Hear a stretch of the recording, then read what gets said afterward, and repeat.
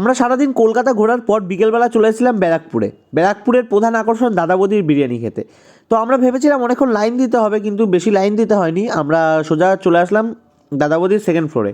সেখান থেকে একটা ফিশ ফ্রাই অর্ডার করে দিয়েছিলাম। তো ফিশ ফ্রাইটা খেলাম, ফিশ ফ্রাইটা অসাধারণ ছিল। তারপরে চলে আসলো বহু প্রতীক্ষিত বিরিয়ানি।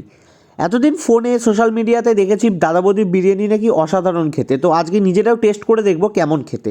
তো এখানে আমরা মাটন বিরিয়ানি নিয়েছিলাম। তো রাজা দেখো এতটাই গরম ছিল যে রাজা তুলতে পারছিল না। তারপরে আমি কোনো রকমে তুললাম এবং একটা অসাধারণ বড় পিস দিয়েছিল মাটনের। তারপর আমি একটু ফুড ব্লগারদের মতো একটু পেঁয়াজ একটু মাটন দিয়ে একটা বাইট করলাম এবং দারুণ ছিল। এবং বিরিয়ানিটা কমপ্লিট করে আমরা ব্যারাকপুর থেকে ট্রেন ধরে চলে আসলাম নৈহাটি, এবং নৈহাটি থেকে আসলাম ব্যান্ডেল।